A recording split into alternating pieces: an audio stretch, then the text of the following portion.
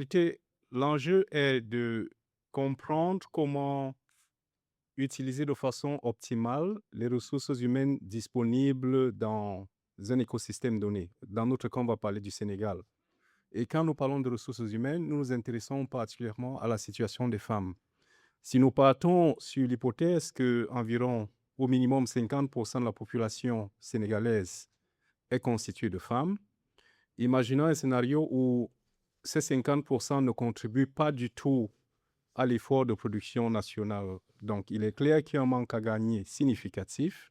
Et il s'agit de comprendre comment aller chercher ce potentiel, pas seulement pour booster l'économie nationale, mais aussi pour s'assurer que cette frange de la population bénéficie légitimement de sa capacité de production. L'étude est partie d'un constat, près de 3 milliards de personnes sans accès à l'énergie propre. Les femmes du monde rural au Sénégal continuent d'utiliser des foyers trois pierres. Si vous allez dans le monde rural, quand on prépare, on utilise juste les trois pierres.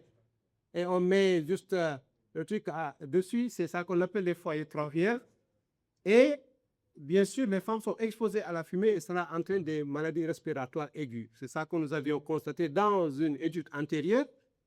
Et la conséquence, c'est quoi? C'est que la collecte d'un combustible solide et l'utilisation d'énergie polluante entraînent des conséquences sur le gain de temps, bien sûr, sur la santé de la femme et bien sûr, et sur la santé donc des jeunes filles.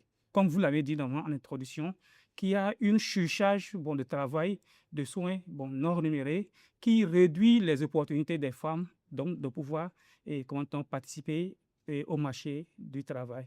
Et la littérature a largement montré que les centres d'accueil de la petite enfance, communément appelés les garderies, sont une solution pour réduire ces charges domestiques. Et en l'occurrence, nous pouvons citer quelques bénéfices que ça pourrait servir. Par exemple, ça pourrait aider par exemple, à augmenter le revenu des femmes. Ça pourrait permettre, par exemple, à améliorer le bien-être des femmes. Ça pourrait également permettre le développement des performances scolaires des enfants. C'est une étape importante que l'État a faite par rapport à cette question. Faire l'étude, voir la situation des hommes et des femmes en termes de gain de temps et aussi élaborer le compte satellite des ménages pour nous permettre de voir les résultats de façon concrète.